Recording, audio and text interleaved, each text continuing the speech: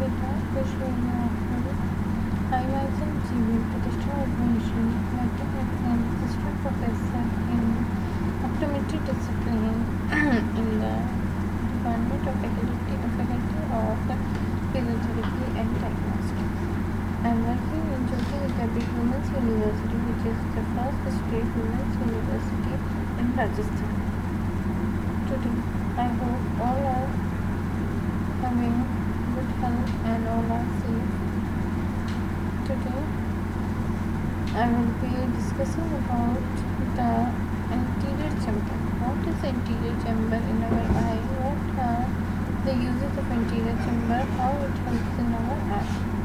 So, anterior chamber is an angular space by which the posterior surface of the cornea anteriorly by the posterior surface it is covered by anteriorly by the posterior surface of the cornea, posteriorly by the lens within the ciliary aperture, anterior surface of the iris and a part of ciliary body.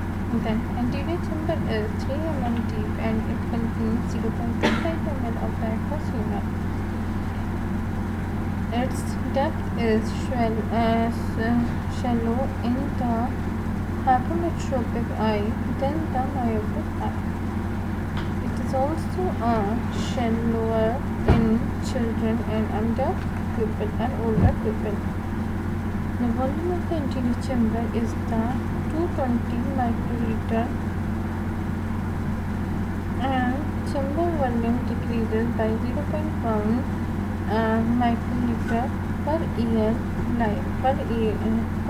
of life. Diameter 11.3 to 12.4 mm, depth 3.15 mm, that is 2.6 to 4.4 mm. Chamber depth decreases by 0.01 mm per year of life. Chamber deepens by 0.06 mm for each chapter of myopia.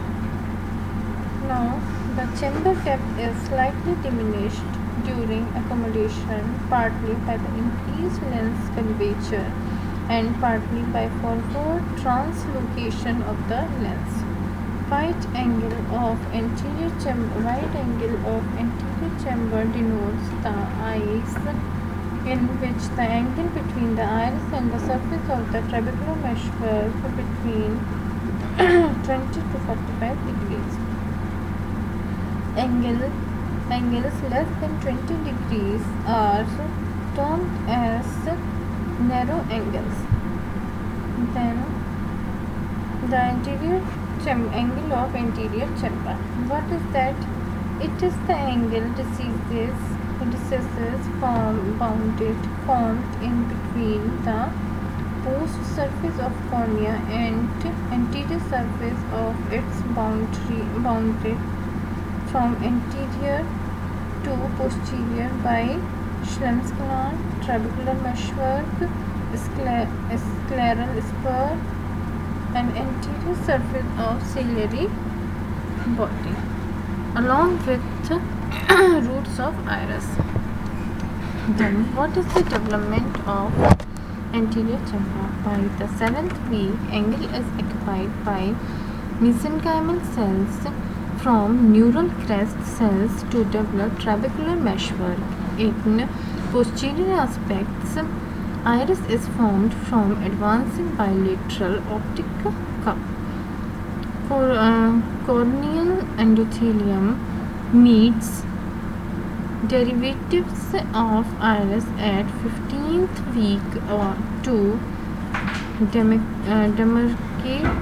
demarcate the angle. Angle dipping continues even after birth. Then Schlemm's canal. What is Schlemm's canal? Schlemm's canal just anterior to the apical portion of the trabecular meshwork in a smooth area called the zone S. Its width is about 50 to 150 micrometer. The anterior border of the zone marks transmission from trabecular to corneal endothelium, termination of the descendens membrane, insertion of trabecular meshwork into the corneal stroma.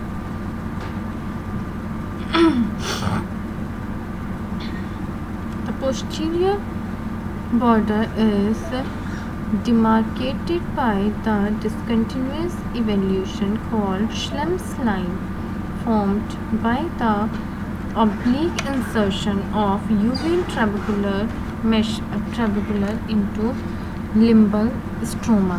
Clusters of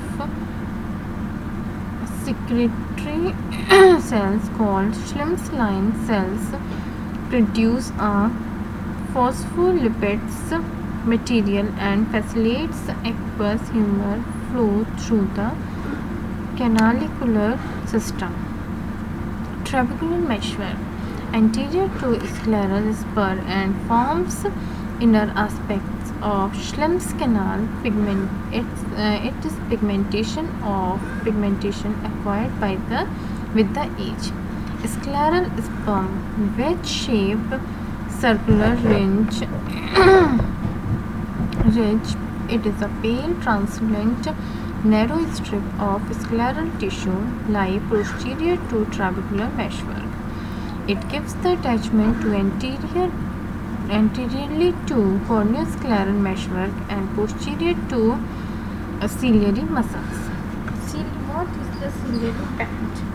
Ciliary band marks the posterior part of the angle. It represents the anterior face of ciliary body between its attachment to the scleral spur and insertion of iris. Width depends on the level of iris insertion, wide in myopes and narrow in hypermetropes. It appears as a grey or dark brown band. Outflow of apparatus. It consists of internal scleral sulcus, trabecular meshwork, Schlemm's canal, collector channels, episcleral veins, and internal scleral skulls, having skulls, Schlemm's ring, scleral spur.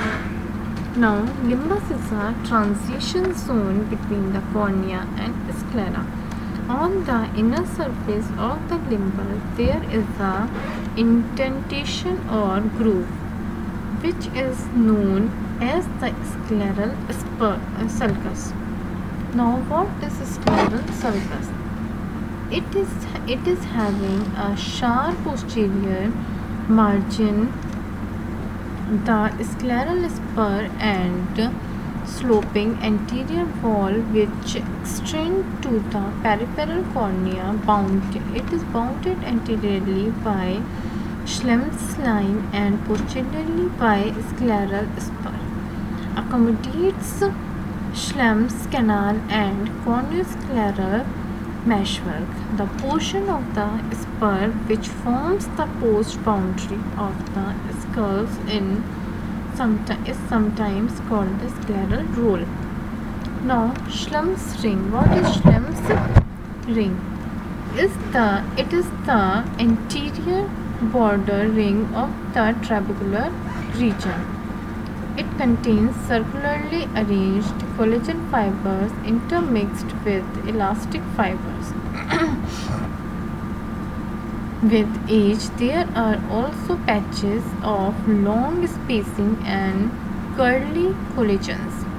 This ring marks the transition between the corneal endothelium and the trabecular cell, and also the termination of descendens membrane. Scleral spur. Scleral spur is composed of a group of fibers known as scleral roll. Scleral roll is composed of 75 to 80% collagen plus 5% elastic tissue. This circular structure prevents ciliary muscle from causing Schlemm's canal to collapse. attached anteriorly and posteriorly.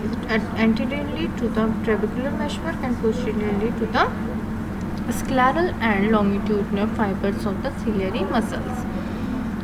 Varicose axon, characteristics of mechanoreceptors nerve measures stress in the scleral spur due to ciliary muscle contraction and change in IOP.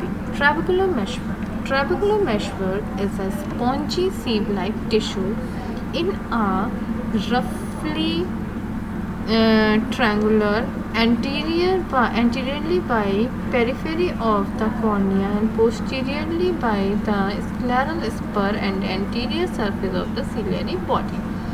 Trabecular meshwork is pale tan to dark brown in color, varying with pigmentation of the tissue which is darker posteriorly. Okay.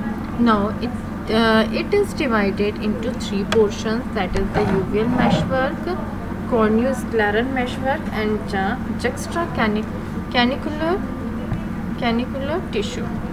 First one is the uveal meshwork. What is that? This is the innermost portion adjacent to the aqueous humor in the anterior chamber. It is arranged in cord or rope-like fabiculi that extend from the iris root to the Schlemm's line. The arrangement of the trabecular bands creates irregular openings that vary in size from 25 to 75 micrometer. Now, corneoscleral meshwork. This portion extends from the scleral spur to the anterior wall of the scleral sulcus. It consists of 8 to 14 sheets of trabecula that are interconnected by cytoplasmic processes. They are perforated by elliptical openings which become progressively smaller as the trabecular sheets approach Schlemm's canal. These perforations are not assigned and have a diameter ranging from 5 to 50 micrometer. Okay. Now, ultrastructure of meshwork. Both the uveal and corneoscleral trabecular bands or sheets are composed of 4 concentric layers. An inner connective tissue core is composed of collagen fiber with 64 nanometer periodicity. The central core contains collagen types 1 and 3 and elastic. Elastic fibers are arranged in a spiraling pattern with periodicity of 100 nanometer. Cortical zones, also called as glassy membrane, an anterior endothelial layer provides a continuous covering over the trabecula. For today's topic, that's all. From next topic, in next lecture, we will be discussing from the trabecular endothelial cells. What are these? Okay. Till that, enjoy the day. Have a great time. All the best. Stay at home. Stay safe. Have a nice day. Thank you and खुश रहिए बेटा आप लोग.